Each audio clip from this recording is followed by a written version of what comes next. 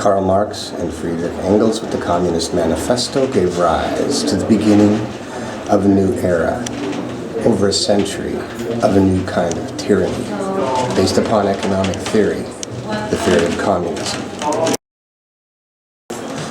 But it would be Vladimir Lenin who would exploit the economic theories of Marx and Engels to create the Soviet Union, a nation founded on the promise of economic equality, but ultimately dedicated to the practice of tyranny, mass murder, and an attempt at world domination.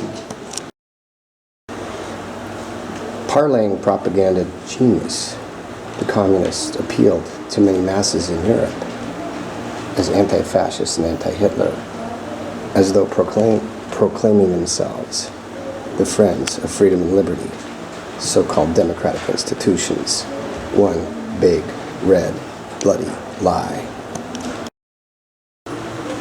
The hammer and sickle, symbols of strength, pride, and patriotism, promising a vote for communism to emerging post-World War I democracies, such as Czechoslovakia, and many people fell for the false economic promises and voted themselves into slavery.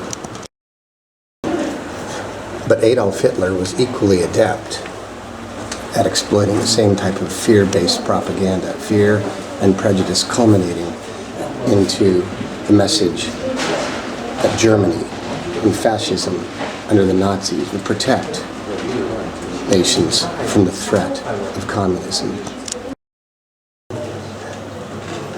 But the first post-war revolution in what was then Czechoslovakia went to the communist side. Those who were once Nazi collaborators were scorned as anti-communist propagandists, and the state, the communist government, urged people in Czechoslovakia to rat them out, to protect the growing communist power in Czechoslovakia. Lenin's great promise and lie was coming to life, breathing stronger and deeper every day. Millions would suffer and even die. Indeed, Soviet armies liberated Czechoslovakia from the oppression of the dreaded Nazis under Hitler, and they were welcomed with open arms. Voters gladly sealed their fate unwittingly, supporting the first communist regime in 1948, so that Czechoslovakia became a willing participant in the tyranny behind the Iron Curtain. But it wasn't long before rebellions would arise. But before that, the Red Army was welcomed with open arms. 1946 marked the beginning of the so-called Communist Republic. One of the first jobs of this new Communist Republic was to eliminate democratic rights. And as such is the case with these so-called democratic republics under communist rule, the vestiges of free elections and the freedoms associated with democracy soon disappeared. One of the first official acts of foreign policy was to reject the United States Marshall Plan, casting it as United States economic tyranny over Europe. The almighty dollar sign was seen as a threat to the independence of the Czech government, but ultimately it was the Czech government that was a threat to the independence of the Czech people.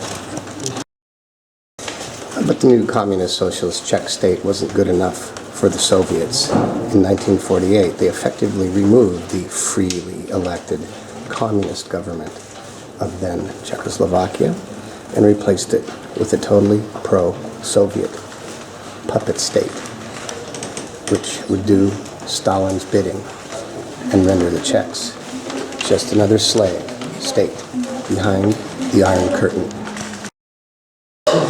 The dream of Marx and Engels, put into practice by the naive, willing, and foolish decisions of peoples willing to back Governments of tyranny that promised equality and economic well-being. The golden dream of Stalin turned into the ghastly nightmare for peoples who lived in the Soviet Union and in their satellite countries behind the Iron Curtain. Inculcating communism requires more than just sophisticated propaganda paintings aimed at agrarian adults and industrialized adults. You gotta start them young. Welcome to school, comrades. Little happy communist puppets of communist state. Learning every day in school how to say yes to the good ideas of communism, which promises prosperity, equality, fraternity, family, and happiness. We are happy commie kids and learn every day in school how good things really are.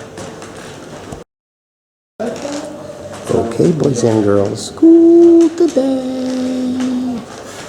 Welcome, welcome, welcome. So good to see you.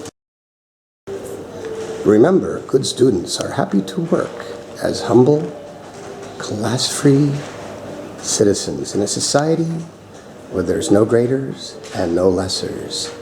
And the party will see to that, my children. We must resist classism, for classism embraces inequality. And in this way, we can all have an equal share in the prosperity and wonders of modern life. This is our great vision. So please, go happily to your workbench or your farm and produce not just the material things, but the pride that comes from being an equal participant and noble worker in the state system.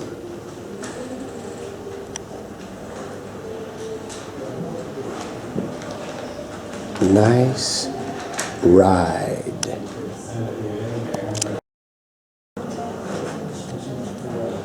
Take a ride with Uncle Joe.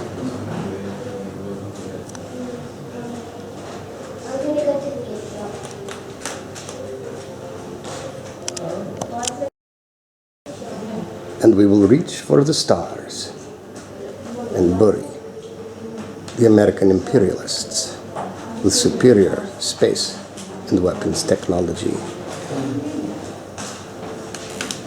Good old Yuri Gagarin, hero of Soviet state and first man into space,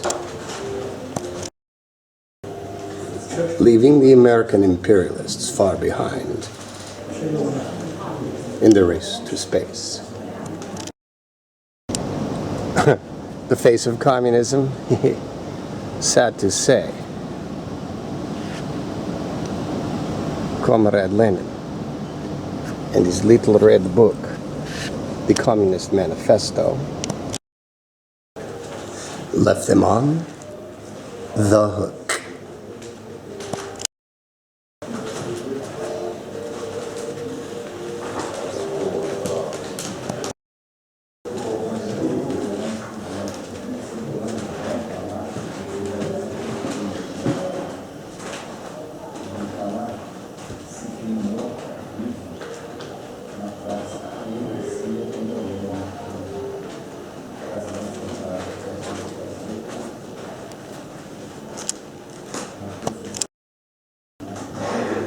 Proud marching commies are we.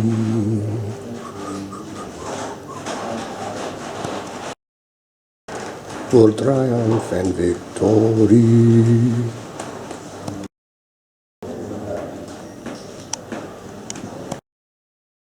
Ridicule and prejudice abounded as the mainstay techniques of the communist propaganda machine, in this case depicting Uncle Sam as an anti-American propaganda abounded in the Soviet state, grinding out with their propaganda machine ridicule, prejudice, and even fear as the fat cat Wall Street backed big banking United States, Occupy Wall Street, was shown to have all the European nations in line behind him with automatic and unquestioned power.